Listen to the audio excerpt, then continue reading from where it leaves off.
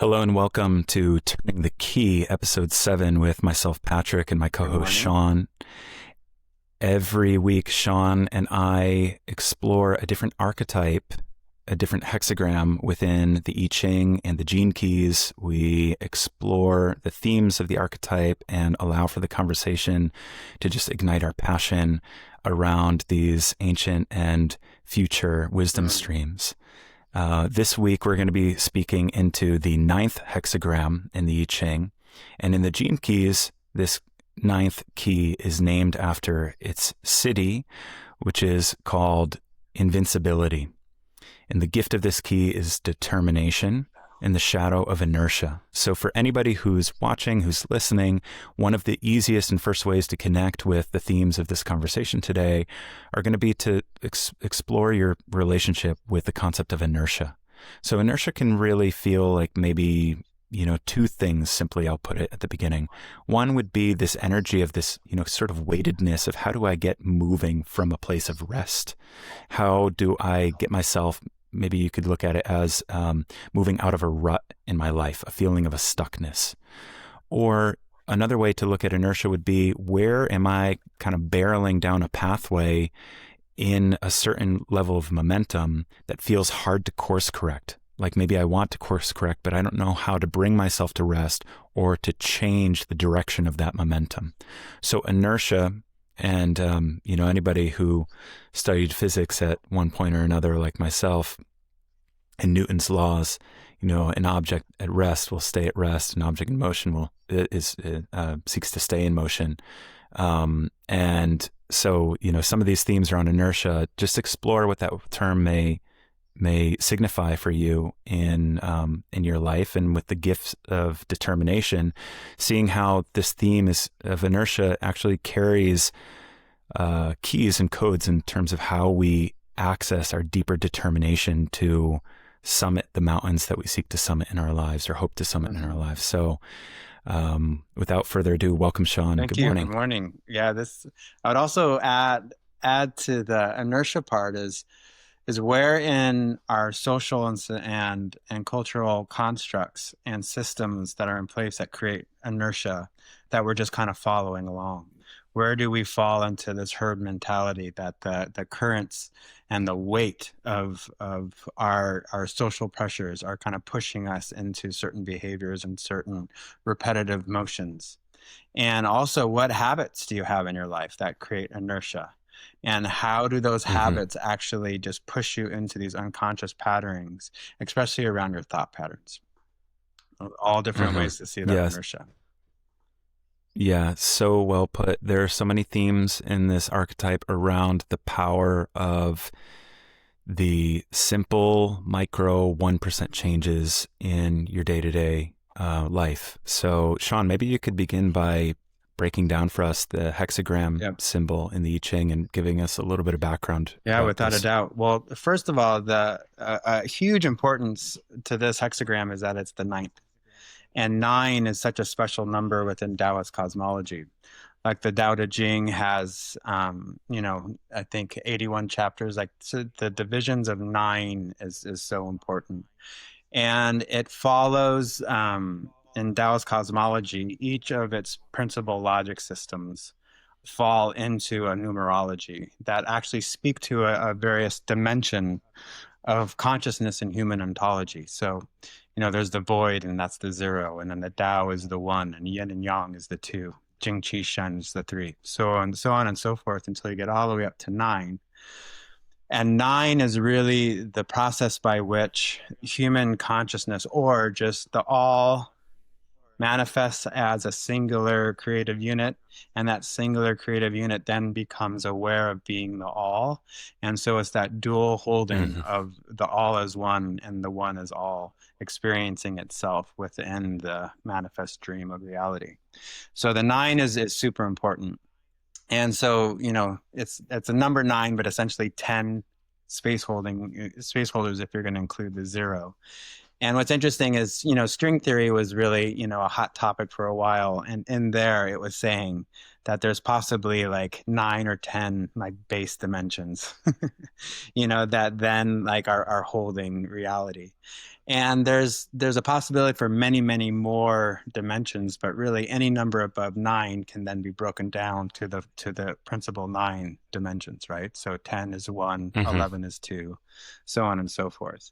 So the fact that this is the 9th gene key has an incredible amount of significance, and the fact that it has like a certain message frequency in it that brings us back into remembrance of the unity of the truth of the world, of it helps us stir our unity consciousness.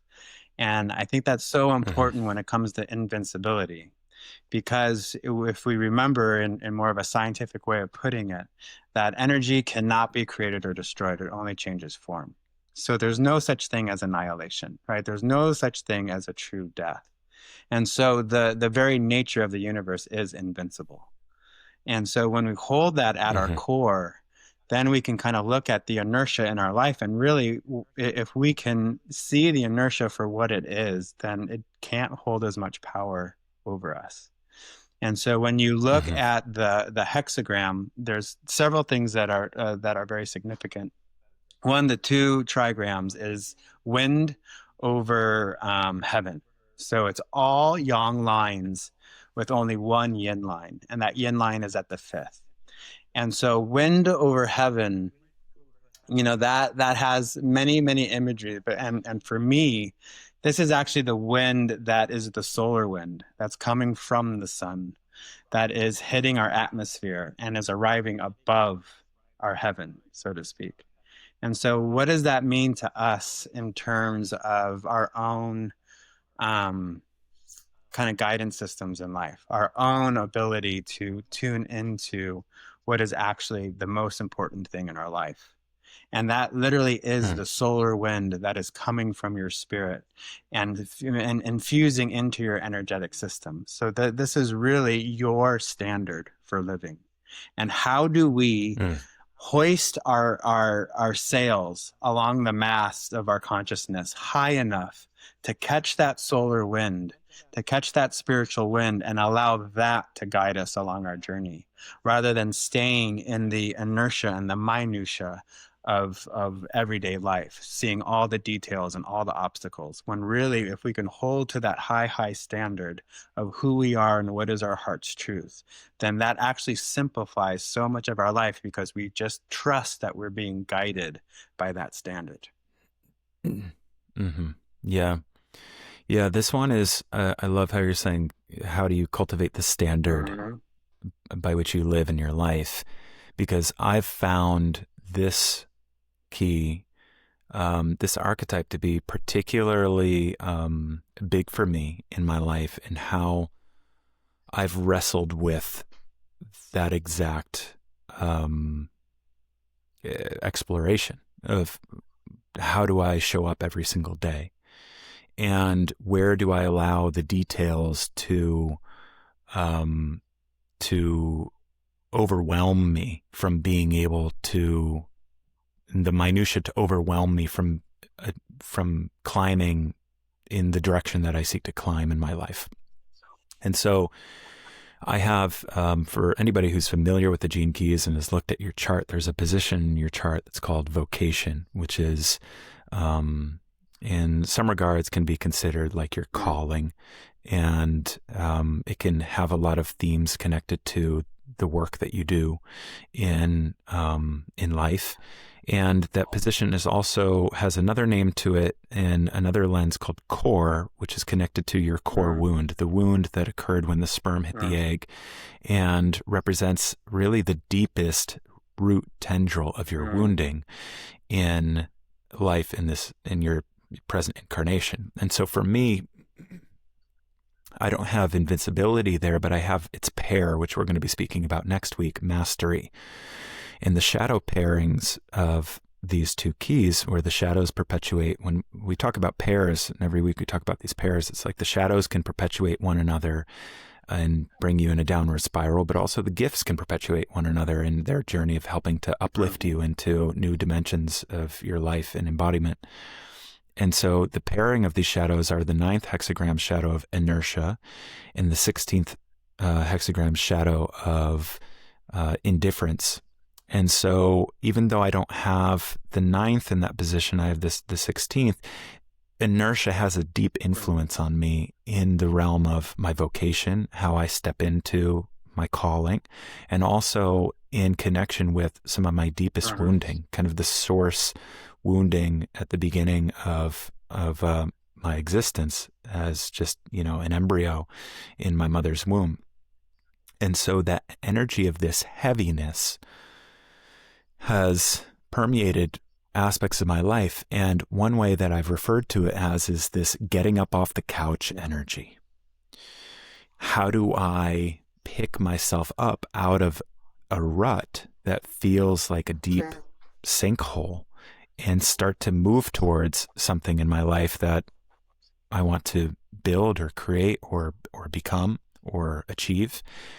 And where do I get overwhelmed by the idea of the mission and its fulfillment, and therefore have such deep trouble taking the first step?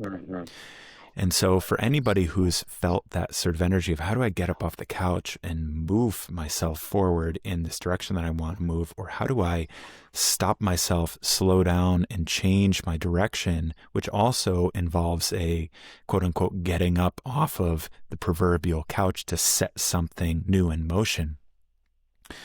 And where do I allow that determination to become smothered by that weight, by that heaviness? Because that heaviness is really ultimately coming from my focus on trying to take the step from the base of the mountain all the way to the summit all in one. And where do we focus on this ideal? I want to become a business, own my own business and make this much money. Or I want to have a house that's set up in this way. Or I want to change fields. I studied engineering, and now I want to go into medicine or construction or something like that. I'm just giving examples, something that feels like a change. It could also be literally how you approach your day-to-day, fitness regimen. I want to have a great looking, body, and I want to feel good every day in my health. And I want to not wrestle with certain health issues. Well, if I'm looking at it as every day I'm looking at and I'm saying, oh, because I'm not there in this ideated concept of perfection and that end goal right now, how can I even begin? And it's almost like you allow for the entire weight of that journey of crafting that level of health and physique, to use that as the example, to weigh you down on that first push-up, where it's like, I'm not even going to try that. And so we have to change our perception and our perspective around how we approach goals and how we plan our approach to goals in life, and what it really means to work towards a goal in life. And where do we kind of drag our cart forward with the emergency brake, the parking brake locked on? And what can we do to change all of that so that we're moving at a pace that doesn't blow us out, burn us out, but allows for us to actually not just feel like I'm working towards something that is difficult and potentially there are themes of hopelessness on getting there or frustration, but actually how can I really enjoy the ride and be surprised and held by the ride, rather than feeling like this confusion around whether or not I'm actually ever going to get there, and allowing for that to hold you back. Yeah, and while you're speaking, I could just feel oftentimes in my life like the weight of my goal, or like the loftiness of my ideal, or what I really, really want in this life, how that heaviness does hold you on and keeps you on the couch. You know what I mean? And going back to like the standard or your flag, think of if you were to raise a flag high, high, high on a pole so that all could see it, what would be on that flag? What would represent your greatest truth? What would represent what you are living for? And essentially what you would die for. And really, like how important that standard bearer was in military regimes, especially in old military regimes on the battlefield, where people were literally weighed down with the fear and the terror and the blood and the guts of actually having to fight hand-to-hand combat. Whereas like when everything was down, everything was turning towards losing, it was oftentimes the flag bearer that was waving the standard in the air that would rally the troops to get up off the ground, no matter how much you were hurting, no matter how much you felt beaten, and to rally, and to again to take to reverse the inertia of moving backwards and change it to move forward. And that is often the hardest time. And I'll go back again. What standard are you moving towards? Because we're giving certain standards from society. And I love the fact that you brought up, the way that we look and the way that we exercise and the way that we eat, because we're often fed standards by society that isn't necessarily in alignment with our health, that isn't necessarily in alignment with our greatest truth. But now we're working towards a standard that is actually not on our flagpole, right? Not on the flagpole of our like straight spine and our open heart. We're working towards a standard of somebody else, and we can see that even towards what does it mean to be successful. And like that has a huge the weight of needing to accumulate material things so that you can say, look at me, I'm successful. You know what I mean? Like how much inertia of that standard, how much of that weight is on us every day, and like how hard is it to get off the couch and out of bed when we're like facing that. And this idea of weight and accumulation is really important because it feeds into the traditional name of the hexagram, which is small accumulation. But that can be seen in different ways. Small or xiao is actually the symbol of dividing something. So in many ways, you can see this as the method by which you divide the accumulation. And going back to what you said is like, how do we set a goal? And how do we actually take actionable steps towards realizing that goal? And what that is that you take the accumulation or the accumulated thing that you want and you divide it and you make it smaller and you make it into the step-by-step process. Whereas, the journey of 1,000 miles begins with one step. So it's like these stepping stones that you lay out in your life.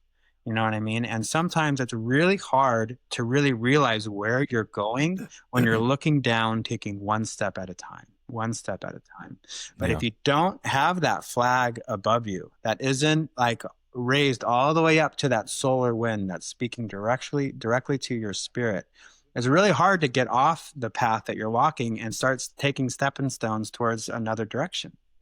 You know what I mean? And I would say in many ways, our consumer-driven socioeconomic culture is set up for us to pull us off a path and give us stepping stones towards another end goal that is serving another standard rather than our own, Yeah. It's so, the flag theme is so interesting. I'm looking at, I'm kind of considering wind over heaven, sort of like how your spirit raises your flag to catch those winds. And if you think about any climb, if you climb up to the summit of Mount Everest, you're going to see prayer flags. You're going to see flags from different, that there's always been that human spirit taking us into spaces, and this symbol of planting our flag in these. And obviously there's also, harsh tones that have come with that in conquest as well. But there's something to that primal spirit of how the human spirit elevates, as you're saying, a rallying ideal through which the winds can catch and be seen by others, and how those winds can then go and flow into inspiring others or bringing people together, or sometimes, as we've seen throughout history, seeding fear and division, right? So I love your contemplation around what flag are you raising in your life, and is it your own, or are you parroting virtues and values from somebody else's flag, or are you rallying around a flag that seems like that's sort of like me, and I feel compelled to support that, but it doesn't feel like 100% like you? And where are you able to come back into your own connection with your own spirit and that journey of how you're raising your own flag in your life of what you stand for, and with an open heart, or standing for division and judgment and disconnection? So, it's funny. For me, I'll tell a little brief story about how I came to the concept of just that getting up off the couch energy, because many years ago, when I started my first corporate gig out of college, one of the first purchases that I made in moving into my new apartment was a couch. And I went around this furniture store,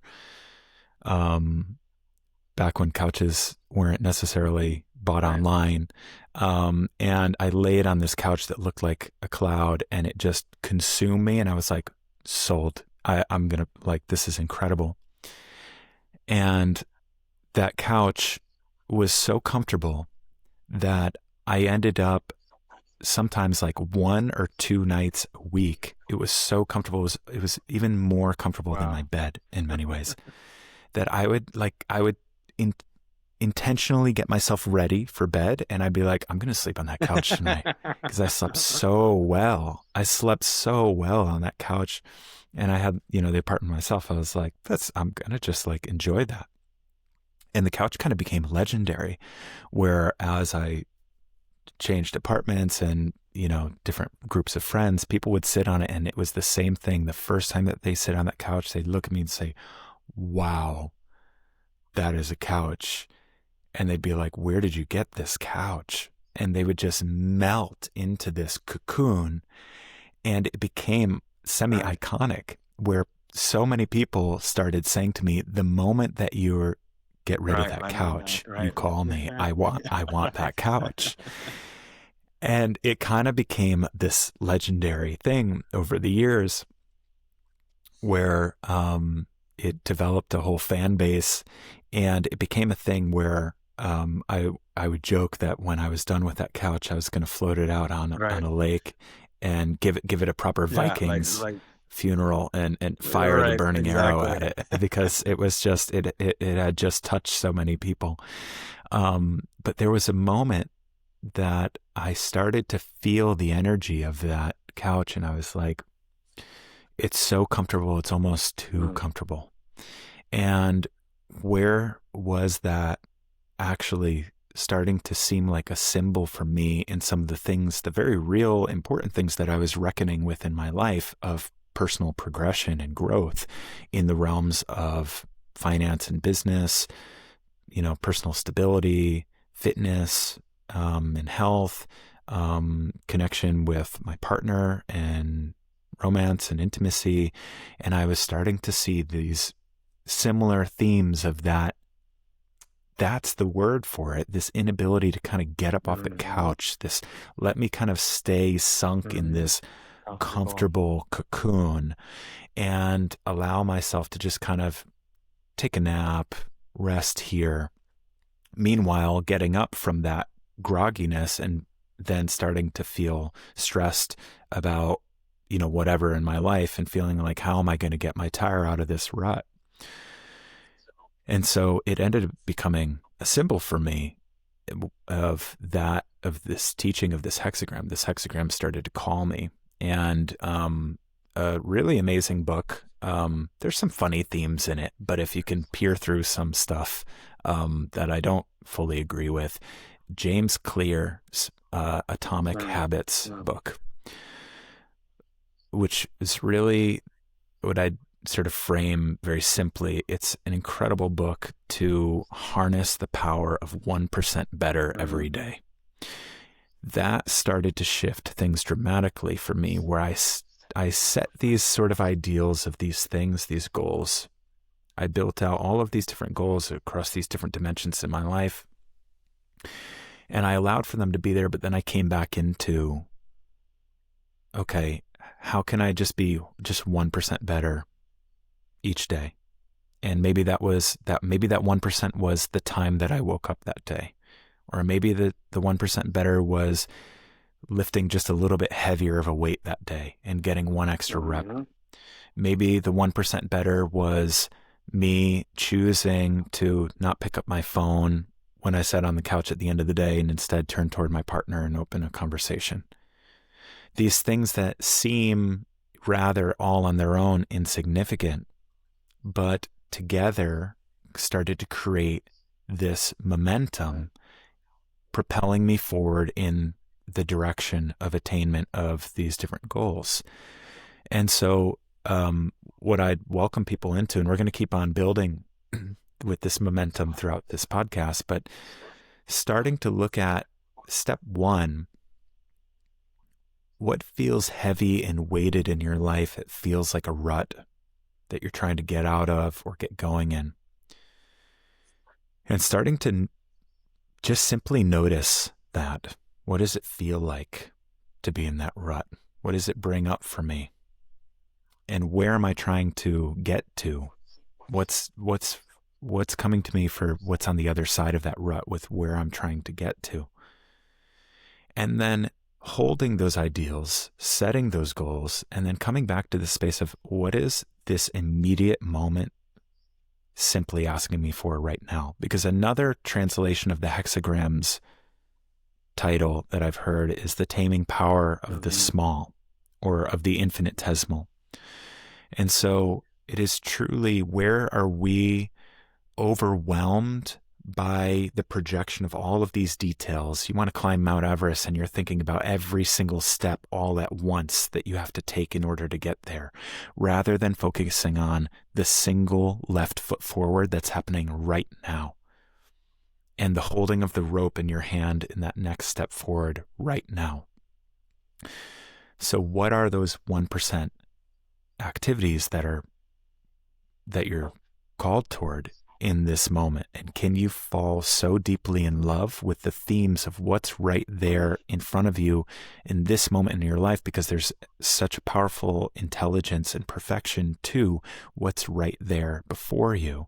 And if you are able to be fully present with that, if you're able to lean more deeply into washing that dish, writing that checklist, lifting that one weight, planting that one plant in your garden bed, whatever it is, then over time, little by little, that starts to build an entire momentum of a new status quo of being, where your habits start to work for you. And this is scientifically proven. And you can learn a lot about this in James Clear's book, where once you start to build that habit and that momentum, it becomes harder to stop it than it is to actually continue going. So it's not so much about what you do, what act you take every day, but it's the importance of taking an intentional act every day, no matter how insignificant, and trusting that that is the act, that is the step that needs to be taken in that moment, that needs your presence. And tomorrow there will be another step. And the day after that, there will be another step. And you'll meet that step when it's time. But for now, today, right here, it's this moment of presence with your child. It's this moment of having that conversation with your boss. It's this moment of opening up your bank account and looking at the figures and starting to explore, how might I change something a little bit about what I see here? It is those simple, tiny, step-by-step moments that start to build an entire like gale force momentum that starts to propel your sails forward in that direction. But that sail doesn't get up there all by itself. It's every single one hand over the other, pulling that sail up to its heights. That's so well said, and I love the way that you are talking about the small little change in perspective of the inertia and the weight that's holding you down to the momentum that's going to carry you forward, right? And they're both created through small accumulations, or the taming power of the small, or the small accumulation, right? The power of the small, of taking that one step after another, that one step after another. And an important piece for me that really came alive of looking at the hexagram and looking at, like last week, we talked about 2 hexagrams where all the lines were one gender or one expression of yin or yang, and the other, there was only one line that was the opposite. So the last 2 weeks and this one is the fourth? The fifth line. This one is the fourth? The fifth line. Oh, I'm sorry, the fourth. The fourth. It's the fourth line. And so here, all the lines are yang, and the fourth line is yin. And so this is the space of your throat. This is your space of the throat chakra, or sometimes called your higher will.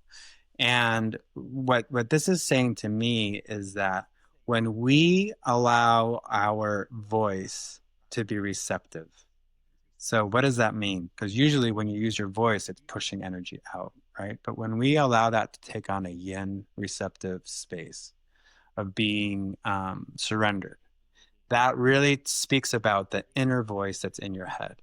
And can you truly be quiet? Not just speaking out loud, but can you truly be quiet in your own thought processes? And how many times have you talked yourself out of getting off that couch? Or how many times have you talked yourself into or justified a behavior that you know isn't good for you? But that all comes from this internal inner dialogue. So how can we allow that one place in our psyche to actually be quiet? And what does that mean to actually not have that internal dialogue going on over and over and over and over again? And basically, like there's this idea in goal setting and goal achieving is that you only make one decision. And that one decision is your standard. That one decision is your sail that's catching your spiritual wind. Then you don't have to make any more decisions. So it's like, am I going to work out today? Yeah, because I already made the decision about my health. You know what I mean? Am I going to do my meditation? Yes, because you already made that decision. And now that inner dialogue that kicks in about why you shouldn't, why you don't have energy, why you don't have time, why it's not going to work, and blah, blah, blah, blah, or I'll just do it tomorrow. I need a day off. Like all that inner turmoil and all that accumulation and inertia of inner dialogue is really what gets us off track or keeps us on the couch. You know what I mean? So how, like, literally, can you just sit and meditate and really just observe how your dialogue just kicks in and out, kicks in and out, kicks in and out.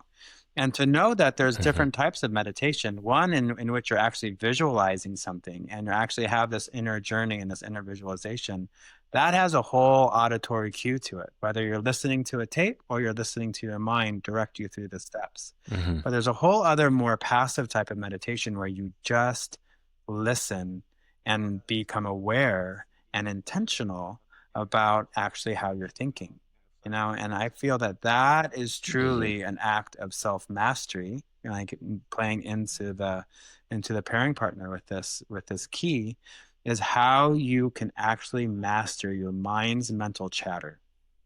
And when you can do that, then truly you can do anything. And I think that's where this determination moves into invincibility. Yeah. It's interesting. And I think that sometimes there are, for anybody who's explored archetypes in general, there are so many dovetails and overlaps and different lenses that you can perceive really the same truth through. And, one of my most notable experiences in that was doing an entire Gene Keys session with someone where they gave me the wrong birth details, but the on accident. But it was like, it was so on what they Right. needed to hear in Right. that moment that when we looked at the actual chart, it was like, wow, it actually doesn't matter. Ultimately, it doesn't matter because we contain all Right. of the Yeah. archetypes within us. And so this hexagram, the gene keys will take the perspective that the 6 lines start at root, sacral, solar plexus, 3, fourth being heart, 5th being voice, and 6th being third eye, and then sort of the 7th being kind of the space that just collapses and contains. And so, for me, I totally resonate with that inner dialogue, and I'm just thinking through that lens of the yin being at the heart, and in this space of like, where does that receptivity of that heart's ideal then create, the receptive yin at the heart, then create the yang expression across the rest of your entire being to go out and be in service to that receptivity at the heart. But that the inner dialogue is so real. There are some times where that will come on strongly, and it will usually be, say, if there's a lull of, a week of not working out or something like that, just to take something very straightforward and familiar for me, where when I'm right there and I'm holding that weight, there can be this onslaught of this dialogue that's like, ooh, that's going to be, and there's that's going to be tough. And then there's this temptation of, let me go and pick up the phone for a second. Do I have enough time? Maybe I'll just do like half. Ooh, I think actually my like knee is hurting a little bit, so maybe I'll do this other one. And I've watched that start to become determined to self-defeat. It's like the dark, we're talking about the gift of determination, but inertia is sort of like, can be a shadow determination. It's the determination to stay put, to stay small, stay where you are, stay low, and just in that space of non-fulfillment, non-progression, non-growth, but not in the space of like non-seeking, the healthy Attachment. non-attachment.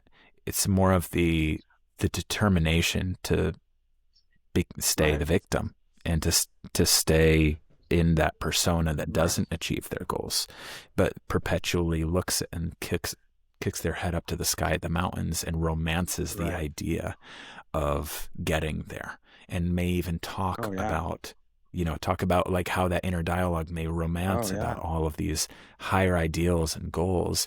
But then when it comes to the moment where you got to sit your ass down with a pen and a paper and start it, it's like, oof, how am I going to do it? The romancing your goals is so an important piece of looking at the inertia in your life, because so many times us just talking about what we want to do and then studying and intellectualizing our process and knowing so much about the path. I'm talking about my own personal experience and proclivities here, of being able to understand, know, and be able to articulate it with your voice so well, it almost feels like you're doing it.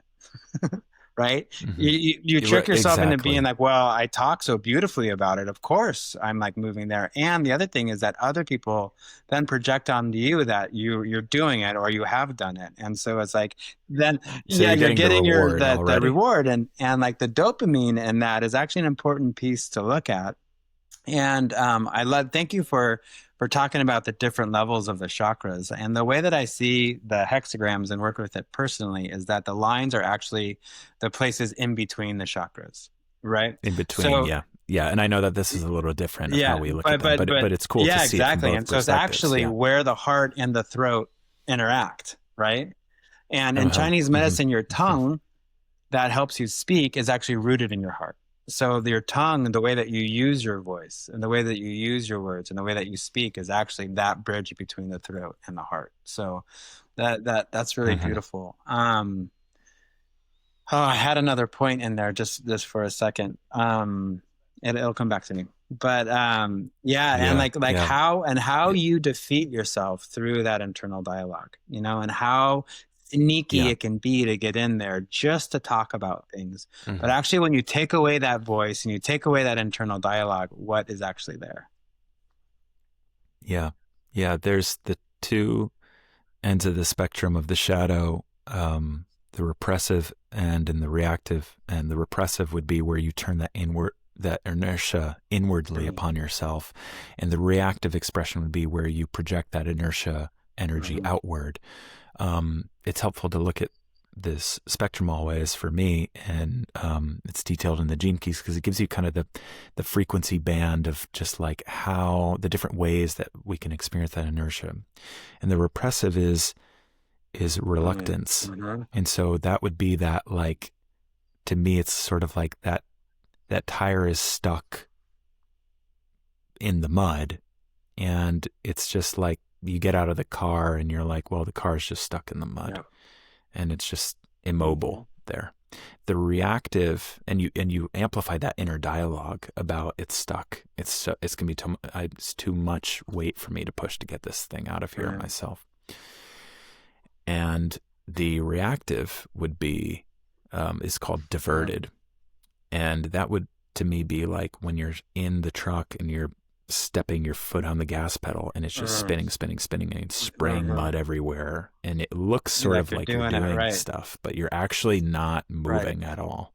So, so there are the two ends. It's sort of the give Yeah. up, it's stuck, it's Yeah. immobile, and there's the try really hard in all these directions, but you're still That's just so. immobile. When in actuality, maybe the invitation for you is to get out, and if you bring your perspective not to that idea of getting the truck out of the mud, which is that goal, right? But instead to surveying and looking around. What's the detail right Mm-hmm. here? Okay, I can see the rut. I can see how deep it is.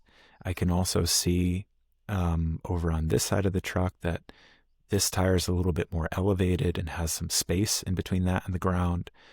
I can also see that there are some rocks over there. Let me start to bring some rocks. Oh, this one I can use as a little bit of a Mm-hmm. shovel, and I can start to dig Mm-hmm. away some of that space so that I can create more of a ramp for myself.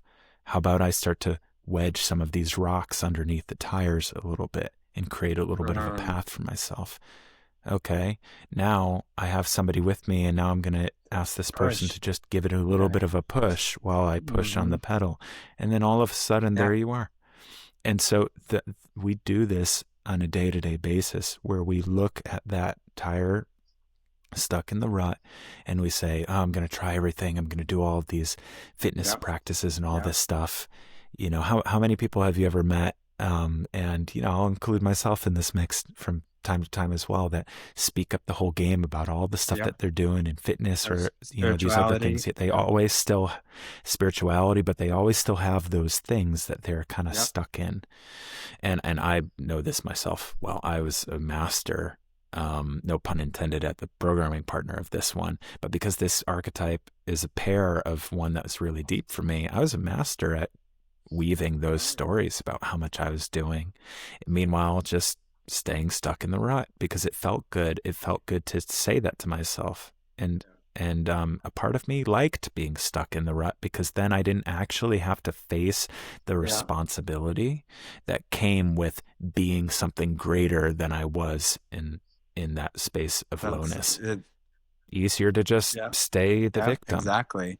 And and blame and complain about my truck being stuck in the mud. but sitting there and wasting all your gas, you know, ruining your Mm-hmm. tires, ruining your transition, you know, that, and just sitting there going, rah, Mm-hmm. rah, rah. So if anyone looked at you, you would be seen as someone who's doing it all, doing as much as you can, trying Mm-hmm. as hard as you Yeah. can. And He's he's trying trying so so hard. hard. Yeah, Let's give yeah, him a round of exactly. applause. And Wow. then when you Let's give don't him an get that round award. of applause, you're like, what are you guys saying? Can't you see how hard I'm working? Can't you see everything that Mm-hmm. I'm doing? Can't you see that I'm like Yeah. giving my lifeblood? That can't you see how much of a victim I am to my own process? Mm-hmm. And like that speaks to me so deeply that there is a big time in my life where I tried so hard to do everything right that it actually brought me away from my own growth. And this again is this, I was Hmm. following another standard. Even when I would work out and do like my forms or whatever, I had this dialogue in my head that was telling me all the steps that I needed to do in order to do it right. And that if I could follow the formula to the T of what another person or another way was telling me how to do it, then I would just do it right. And if I could just do all the steps Hmm. and be the good boy and get it all done and get that Hmm. A, Hmm. then everything else will fall into place. Yeah, exactly. Preach. And it exonerated me from my own self responsibility, and it inhibited me from being in the moment and really seeing what was in front of me, from actually stopping the Yeah. gas, like you said, getting out and seeing what's available to me. How do I really get out of this rut? And Hmm. how do I do it in the way that works for me, for my body, Hmm. my mind, my temperament and soul, and which is a truly authentic expression, which is like, maybe I don't want to be driving a truck in the mud at all. Maybe that's not my speed, maybe there's a different way to Yeah. get up this hill. You know what I mean? And Hmm. so it's like, I Yeah. love I love that example, because how many times do we actually avoid our goals and avoid our own growth and expansion by trying to do everything right? You know what I mean? And what is Yeah. that path of righteousness or rightness? And how do we actually disguise our progress by just checking off the mark, of doing it and doing it? Yeah. And that's Yeah. really the same energy of staying on the couch. You know what I mean? Only Hmm. you're now Yeah. expending your Yeah. energy rather than just like not doing anything. Yeah. There's something, I forget what it's exactly spoken about, or how it's spoken of in James Clear's book. But it's like these plateaus. So you initiate this new change and you get to this Hmm. plateau, and if you don't initiate a Yeah. new growth cycle, you'll just stay at that plateau, and that plateau will eventually Yeah. sort of dip. And so there's that constant invitation towards Mm. adaptation. And I'm feeling really called to ask you, Sean, with your martial arts background, to speak into some of this, because I love the pairing between invincibility and mastery. Because if we're going to be speaking about mastery next week, there's almost, as I was approaching this podcast with you, I was thinking about these themes, and I was looking at the pair, and I was like, well, if mastery is on one end of the spectrum, then invincibility almost feels like that beginner's mindset.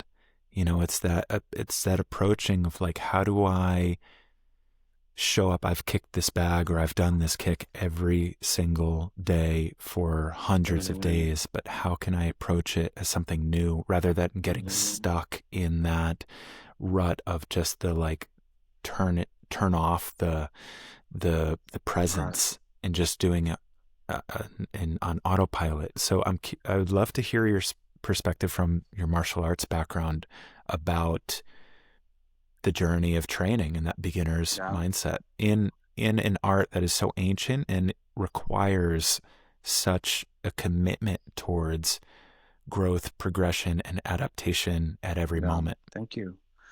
Yeah, it's like a central theme to like how to actually be a student. And actually Idris Shah, which is in more of the Sufi tradition, writes a great book about learning how to learn.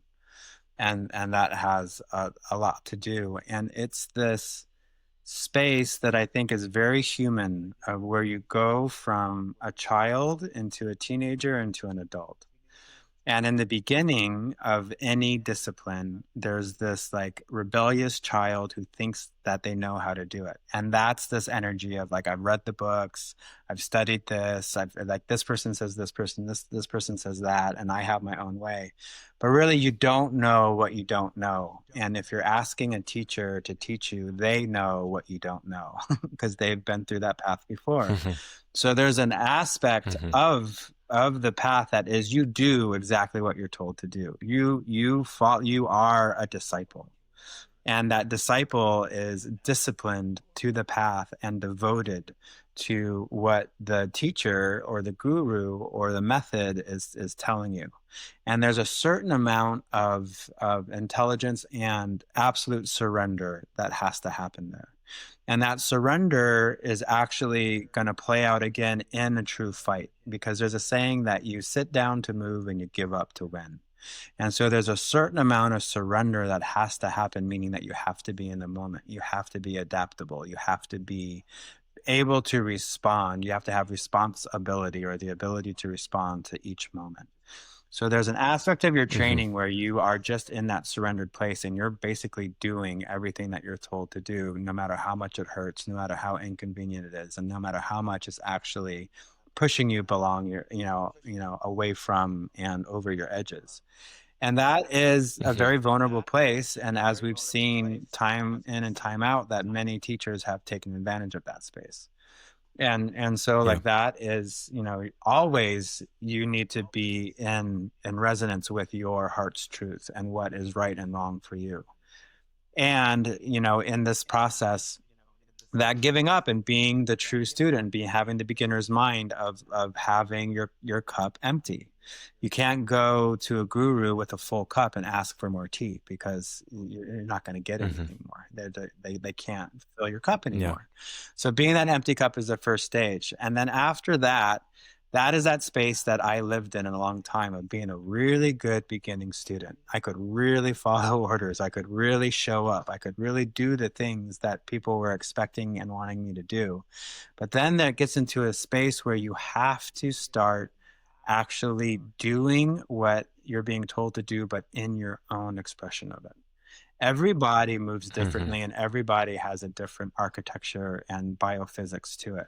So the way that I punch is going to be different from how you punch, is going to be different from how another person punches. And that is a parry, that's a kick, and everything else. So you actually need to find the way that you can still do the method, but do it in your own flavor, style, and expression. Because if you never get into that, the trying to do it is going to inhibit you and short circuit your ability to actually get true skill. And then like the final part is to actually abandon the method completely, and then you become the own vessel for the information. And that's where certain adaptations of a lineage happen.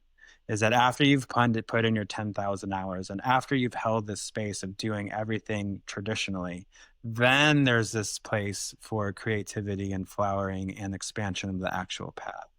And what happens a lot is you see this like in the yoga world, where somebody takes a course and somebody does this, and all of a sudden now they're infusing gyrotonics with acrobatics and yoga, you know what I mean? Or they're infusing all these different methods, but they never really mastered any of them, right? They just had this good idea. So they were never in that beginner's mind in the beginning. And then, and so when it actually comes to actual combat in martial arts, you can't be sitting there. Like, if anybody's ever sparred before, what happens is that you try to talk yourself into the experience. Okay, now I'm going to do this, or now you're going to try to figure out whatever happens, and then you get punched in the face. There's nothing that ruins your plans and like a punch in the face. You know what I mean? Because like then it's like reality smacks you, and you're like, oh my God, you can't think your way through the moment. You have to Everybody's got a plan until you get punched in the face. Exactly. It's true. And that is, and my teacher always said that actually sparring is a beginners to an intermediate activity, because you need to go into that pressure test of like being in that space of the flurry of just the chaos of what a fight feels like. But ultimately, for true mastery, you can't be in that compressed space of just like fighting your way through it. But you need to have your nervous system have the taste of it, so that you know how to train into the higher levels of the work, which then actually become these very elegant expressions between two people that, it's push hands and it's other activities that you sometimes see, associated with like Tai Chi and other things like that. So yeah, that was, I hope that answered your question, but it is this progression and this maturation to where you are flying your standard more and more and more and more and more until you are the lone warrior, walking your own path. You know? And there,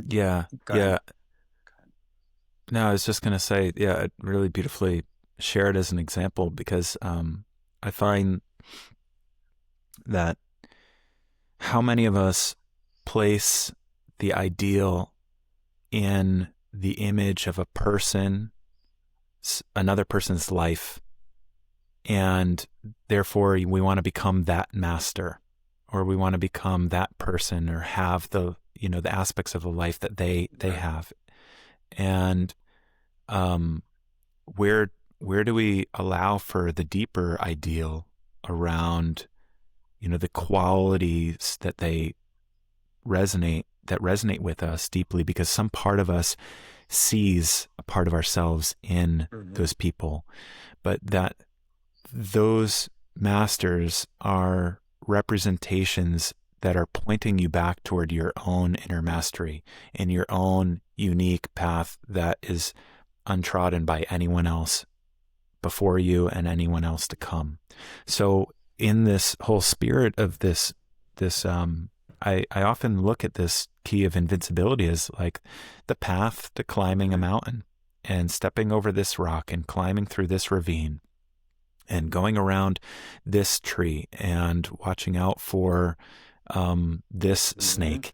And that is the journey of our lives, is adapting and bringing presence to every single moment and what every single moment is calling for us, whether we're moving through left hooks and right hooks in a sparring match, or whether we're exploring the throwing of snacks on the floor, to pee-pee in the pants, to screaming in your ear as the toddler, and parenting that. Like, this is the journey of being in devotion to every single moment and what that moment's calling of us. And that if you're standing there in a sparring match and you're so focused on winning the fight, you're missing that left hook that's going to knock you out. Yep. And well, I was going to say, thank you for bringing up the parenting example, because if there's ever a true martial art, like in Path Towards Mastery, that's in your parenting. And like, how much I've never gotten more unsolicited advice and until I actually became a parent. Like, so many people have this, like, this is how you got to do it. Oh, if your kid does this, this is how you do it.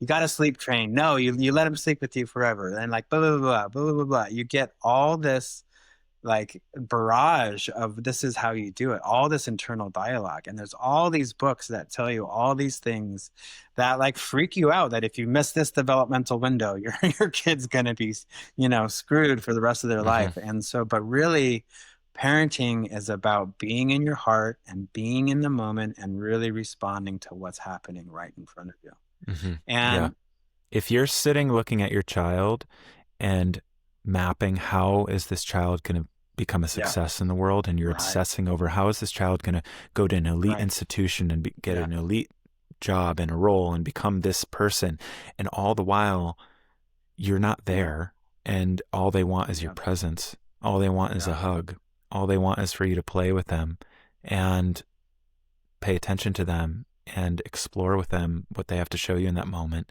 How many and so I love the parenting theme, because it's just another powerful dojo of how do you bring your attention to this moment and trust that by you bringing all of yourself, hold the ideal that my child is going to have a fulfilling, successful life with love and connection and support and inspiration and all of these qualities that we all dream of for ourselves and for every single other child to experience, hopefully, on the planet. And then, okay, that's the flag that I'm raising. Now let me get back to the rope. My child needs a hug right now and needs some presence, or my child needs a nap right now, or my child needs to go on a mountain biking trip right now, or my child needs to spend a little time away from me to spend some time with someone else right now, and explore what that feels like. Yeah. I mean, I thank you for saying this. Like, I can't tell you that, as in particular as a father and as a man, like, some of my greatest regrets in parenting is the times that I've been so focused and in my mind and in my own internal dialogue about how I'm going to pull this parenting off. How am I going to make enough money? How am I going to have enough time? And my mind is constantly telling me the path that I need to do, that I'm actually not even available for my child who's right in front of me. or all my Yeah. kids want from me right then and there is to wrestle and to play and to snuggle and just maybe watch a show on TV, like nothing huge, nothing big. And I'm so Hmm. in my mind, and like it's understandable about like how, like, where's the money going to come for next month's rent.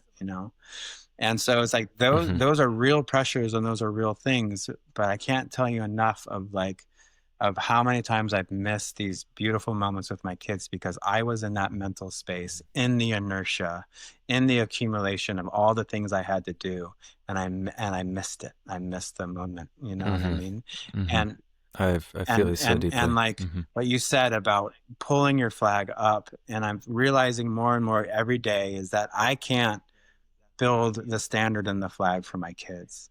All I can do is show them how I raise my own. You know? Hmm. Hmm. Yeah. Yeah, man. I feel like we just touched a deep space. I'm with you in that as a fellow father, and some of those moments come up for me as my son is nearing turning 2 this month. Um, is if I'm putting him down to sleep, and there's a whole ocean of things that I have on my to-do list, but in that moment where he's already asleep, I can transfer him off my chest effortlessly so that he's laying on the bed, and I can go pick up the monitor, and I can go and get on with things in my day. But that more and more I've just been laying there in that moment where I'm like, let me just be here for Yeah. a minute.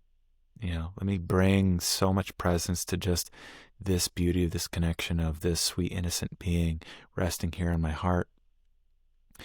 And I feel that's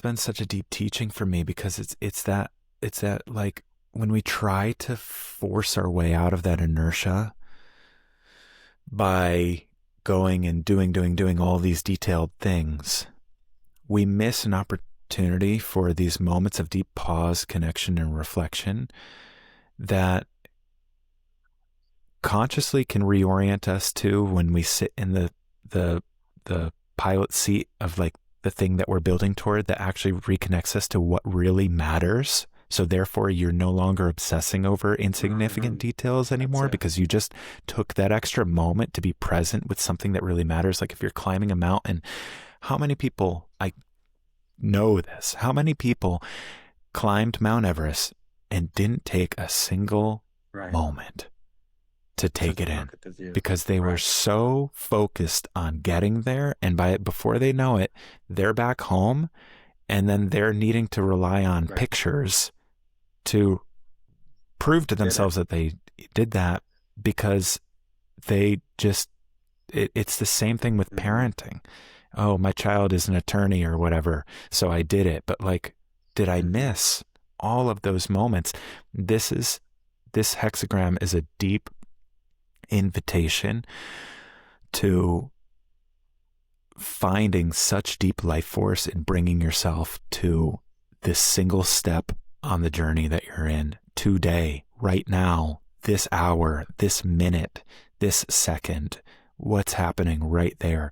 And how can you find fuel in that moment? How can you find a moment of rest for yourself? How can you find a shortcut in that moment that you didn't perceive because you were too busy just blundering on your way? And so, yeah.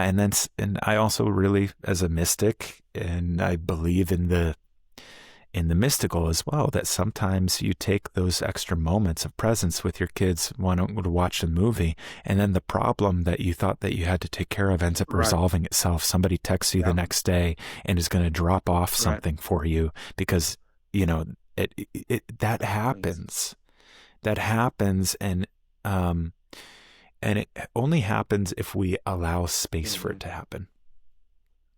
And I find that those are examples that reconnect us to the magic of life, that reconnect us to, as Richard puts it in one of his contemplations of this hexagram, of the power of connecting with the magic of each intentional moment, that every intentional moment is Yeah. magical. And so, we're moving through this in the spirit of building determination, how we can build this fuel, momentum, determination toward an ideal in our lives, and that is in every step. And that once we've started to build that momentum for ourselves, how much easier and more effortless it becomes to continue with that momentum in that direction. But coming back to that yin space of the heart of recalibrating, hey, I've got my sail mounted now, but maybe now I need to steer a little bit in this Right. other direction so that I can course correct a little bit, right? Rather than getting all the way there and then needing to set sail again off in another Right. direction. But because, maybe I missed that because I wasn't so present in that very Exactly. moment around how my ideal is changing and shape shifting all the while on the journey of life and all of the mysteries and twists and turns that it I love brings. that. I love that. So I thought that maybe we could cap off a little bit of this because we haven't spoken the big I word too much here, which can seem a little bit woo woo. Mm-hmm. Invincibility. What does that mean? As the Siddhi sort of, enlightened quality, the upper echelons quality of this hexagram. What does invincibility mean? And as a young boy once in my life, that word for games that I used to play used to have this quality of like, nothing can hurt me, nothing can touch me. If you got this superpower of invincibility, it was like nothing could harm you. And how is that connected to this spirit of, um, the power of the infinitesimal, the power of um, the details serving you rather than being oppressed and held back by overwhelm in details. So I'm curious when you hear that word invincibility and just how you leaned into this hexagram, Sean, what does that mean to you? Oh man, there's this space that my teacher would talk about a lot, especially in our full contact training, of this indomitable spirit and what that means to just never give up. What does it mean to just continuously fight? And that has a shelf life in a physical body, right? That has a timeline to it. But really what it does is it gives you a certain taste and a certain tenor to your heart that says that no matter what, I my when I fly my standard and I hold it high, that no matter what, I'm never going to let go of it, and that echoes out into the other dimensions around us, into that ninth dimension where everything is the same Mm. thing. And so when I hoist my sail up to the highest level of my true spiritual wind, what that does for me is it creates a sense of trust that that wind is going to be pulling me along my path. And I don't have to shimmy up that mast and blow into the sail in order to make it happen, right? I can just sit back on my vessel in my instrument and know that I'm being pushed along, which means that, like, no matter what I do, I'm going towards my goal. I'm invincible. I'm indomitable. I'm not going to be stopped because I know that Mhm. that true calling in me is leading me back to unity, is leading me back to the love that is the glue of this universe. And no matter what, even if you take away my physical life, it's still not going to stop me. I'm still moving Mhm. towards truth because I am truth. I'm still moving towards love because I am love. And no matter what you say to me or Mhm. what you do to me or the obstacles you put in front of me, I'm either going to go through them, over them, or around them because this is who I am and this Yeah. is where I'm going. That spiritual wind will never stop blowing. My heart's truth will never stop shining and emanating. So you can put me in a prison, you can take my life, you can do whatever you Mhm. need to do, but like eventually I'm going to get out and I'm going to keep going, you know? Mhm. The higher ideal Right. transcends the physical separate Exactly. self. And that is really so beautiful that lives Hmm. on and it can withstand any adverse Hmm. weather. Exactly. And that's just, yeah, that's so beautiful. There's Richard speaks a little bit of this, of how, and it makes me think of my time studying mathematics along my path of studying engineering, and that if you divide an atom, if you take something like if you take like this glass and you start to zoom in and zoom in and zoom in and zoom in and zoom in, and you get down into the molecules, and then within the molecule you get down to the atoms, and you get even deeper and deeper and deeper, that if you keep on going in that direction, eventually there's no final point. Because if there were a final point, you could then go into that point even deeper. So it is infinite. And in mathematics, there's the concept of like equations where you approach a limit, and it's like as you approach sort of like the infinitesimal limit, what happens. And what you find is that if you've ever, I'm not going to call to mind the exact example right now, but it's like if you zoomed in upon like a piece of wood under the most powerful microscope, it would start to look in some ways like the earth, and you'd start to see topography that would start to, or I've seen even chips, computer chips, like cities, where you zoom in and they look like cities.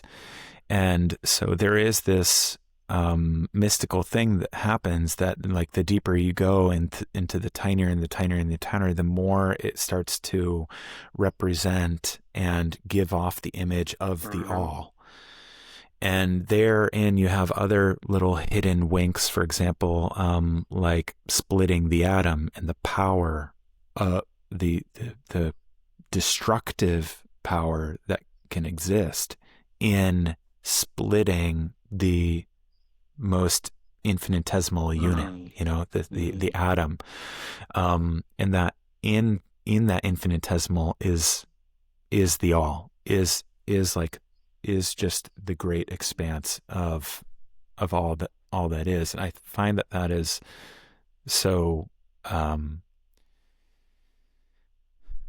you can go down that wormhole and then you bring it back into your day-to-day life. And so what does this theme mean? It means that there's tremendous power, just like there's a tremendous power in a single atom that can be unleashed. There's tremendous power in a single intentional act of holding the door for somebody. Right. Exactly right. Because this is who I am.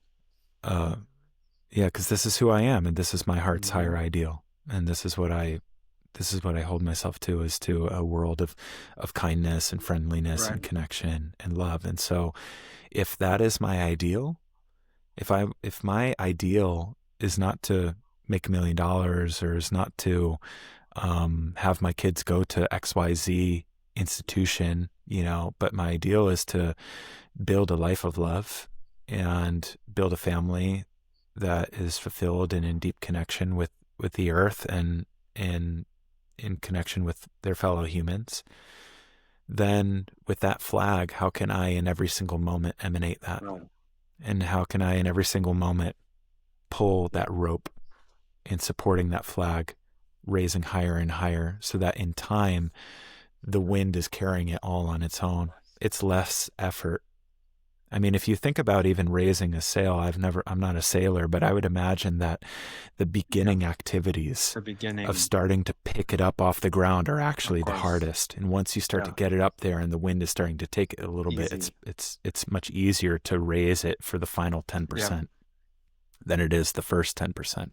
Any sailors out there who are listening can refute or affirm that, but it would be poetically nice if that was the case. It is for now and in this moment. But that taking the first step is huge, and we know in Parkinson's disease in particular that the use of dopamine is to take that first step. And it's really hard, like for someone with that disease, to actually initiate a movement. But after the movement's initiated, then the momentum carries it forward. And so really, like, we get the biggest dopamine hits when we actually check off the stepping stones towards the goal. not necessarily the realization of Mm-hmm. the goal. It's the moving, it's the checking off on the list. It's taking those small steps. Is every Mm-hmm. part of the path is the initial step in a certain extent, especially as you're adapting and as you're responding to the way. Every morning is a Mm-hmm. first step. You know what I mean? Every breath is a first step in your Mm-hmm. meditation. It's like this space of being like, I am doing it. I am taking this step. Like I am moving towards who I am because I have no other choice. Because that's the wind that and that is pulling me and that I'm choosing to follow. And like that creates such a dopamine like pathway in our body that it just feels so good to be doing what we want to do and be doing taking steps that affirm who we truly are. You know what I mean? Because there's nothing Mm-hmm. worse Yeah. than leaving that trash on the trail because you just didn't have time to pick it up. And then the whole way down, you were like, Mm-hmm. I could have carried that down. You know what I mean? But no matter Mm-hmm. what, like when you're Yeah. out in nature and you see some trash, you pick it up, you put it in your pack, you hike it out. You know what I mean? What if everybody did that? Mm-hmm. You know? What What if if everybody everybody did did that? that? You That's the know? thing, you know? Mm-hmm. What if everybody did that and lead by that Exactly. example? And so, for anybody who's been listening today, we hope that you've enjoyed this talk. Next week, we're going to be speaking about the 16th hexagram, the key of mastery. So we'll be going deeper into these themes around inertia and Yeah. the shadow of that hexagram of indifference and how indifference and inertia play with one another. And as a takeaway from this experience today, really invite anybody to explore what's a practice that I can do to maybe sit and write about some higher ideal that I want to connect with in my life. And you can make it practical too. You can make it have practical connections to, the big dimensions, partnership, love and Abundance. intimacy, Yep. finances, family, abundance, all of these things. But connect to the deeper heart ideal first of the type of life that you wish to lead, the flag that you wish to raise. And then start to break things down into what's one intentional act that I can take now that sets my ship on a course towards that beautiful Yep. vista. And how can I bring all of myself in presence, not like a frenetic, mad dash, let me get Right. there really quick. How can you bring so much presence to that first moment that says, when I sit down here, this simple act, this simple gesture, writing this first little checklist to-do list, deciding to set my alarm at 5 this next morning, doing that one exercise movement, making your bed. Right. Make it super simple and superhuman, but connect with that act fully with your presence and offer that to the altar of that higher ideal. And welcome yourself that every moment, every day, that you can bring just that little bit more of yourself to be in service of that ideal. 1% better every day, 1% further every day, 1% closer to my heart's ideal every day. And allow for that to take you into a space of fulfillment, contentment, inspiration to such an extent where you maybe that ideal is there, it's flying in the background, but it has ceased to represent such weight and importance anymore. And at that moment that you take that final step and you check off that box, that it was just as normal as taking the step halfway through along your journey. There's some saying that I'm probably going to mess up, but it's something about like the difference between people who achieve their goals and people who don't is that people who don't start to change their process and how they approach the simple when they get closer to attaining that goal.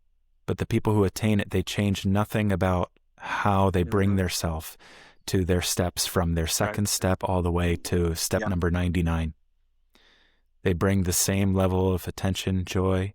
They wake up and they prepare themselves for the day in a similar energy. And so that by the time that that final step's taken, it's a celebration, it's a victory, but it is a victory that is attained through that simple, small gesture. Accumulation of the small. And not through accumulation of the small. So awesome. Hope you all have enjoyed. And thank you so much, Sean. This is a nice really adventure today. And we'll see you next week. Thank you, everyone. Take care.